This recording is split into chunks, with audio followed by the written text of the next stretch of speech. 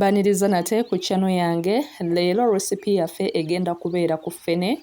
Yes, tuli mu kaseera ng'abaana bagenda kubeera nga bawummula, but osobola okubeera nga ffene ono omukolamu snack n'obeera ng'ogyenjoyinga ne famire yo n'abantu bo, oba osobola okubeera ng'era eviiramu ddala okubeera nga ebeera business. So beera ng'ofuna ffene nga bw'otyo bw'olaba, obeere nga omusalamu ekitima.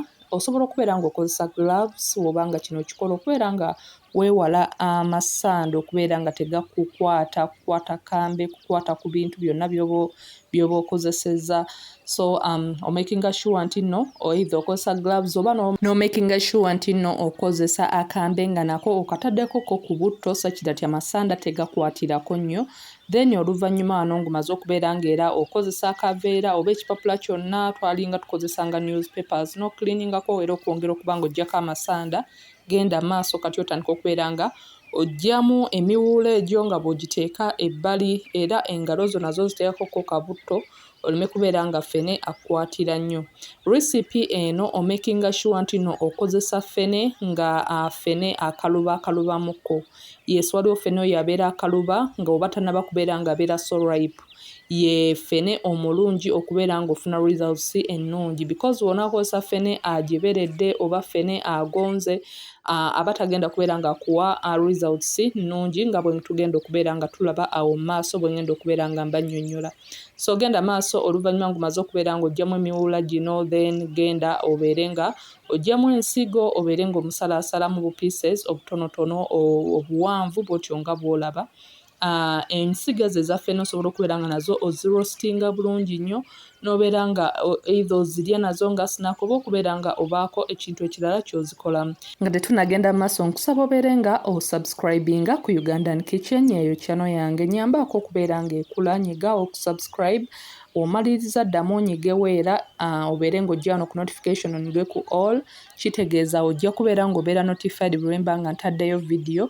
Buli w'oba ng'olina video gy'olabye ku channel yange, nkusaba obeere nga you put a thumbs up. Kino kinyamba okubeera nga YouTube eteekayo video zange out there, ne kinyamba okubeera nga zirabwa, views ne zeeyongera, abantu abalala ne babeera nga they appreciate what I do, ne kinyambako okuba nga channel yange ekula. So nkusaba obeere nga you share, leave a comment and let me know what you think about my recipes in the comment section. So wano ffene mwawuzaamu emirundi ebiri. Omu ali mu bbawero, nkozesezza tablespoons 2 eza cornstarch n'embeera nga ngiwamu muli eri, n'embeera nga mukootingako ne cornstarch oyo nga bw'otyo bw'olaba, ne ntabulamu. Sirina kintu kirala kyonna kye adinzeemu.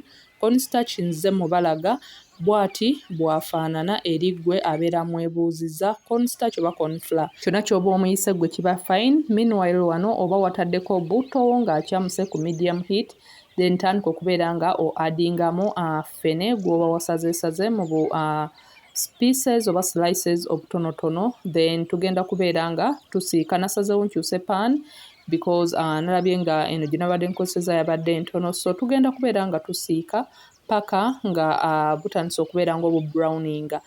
Omakinga sure nti nno to overcrowdinga yo pan, n'obeera ng'osiika ku medium heat. Eno recipe mukwano gwange yabeera nga sharinga idea eno nange, n'abeera nga ndagirira batya bwe mba nkikolamu buli kimu kyonna awo bw'otyo nga bw'olaba, era ne ngamba let me give it a try, and indeed w'oba oli muntu ayagala ffene, then this is definitely a recipe for you ey'okubeera nga you try out. Okubeera ng'olina snack nti buli weeyagalidde ffene osobola okubeera nga omufuna ng'omulyako ng'already wamukola. So bwe bumala okubeera nga bu-browninze bulungi nnyo, obeera ng'odraininga on a kitchen towel oba paper towel. Then wano owa cornstarch naye mbeera nga mugattamu muli eri mu butto, era osiikira ku muliro oguli medium paka nga naye abrowninze bulungi nnyo. Tugenda kubeera nga tukomparinga ffene ono. Eri ggwe omuntu nga oyagala abeere nga avaayo nga ali crispy bulungi nnyo, nga buli hard bulungi nnyo, omakinga sure nti nno ffene gw'okozesezza ali hard naye bulungi, kwe kubeera ng'ofuna results ezo ze weetaaga. But for my case, because ffene yabadde ripe, osobola okulaba nti nno mulimu obuli soft, a little bit soft, yes, but to me I was satisfied with the results because kyankoledde ng'omuntu ayagala ffene kyabadde nga kivaayo mu ngeri gye nkyetaaga, nti nsobola okubeera nga nfuna ffene oba nsobola okubeera nga mulya buli we mba mwetaaze. But eri ggwe ng'oyagala kukola wa business, oyagala kubeera ng'obukola bubeere nga buli crispy nnyo, omakinga sure nti n'okozesa ffene nga ddala ali hard bulungi nnyo.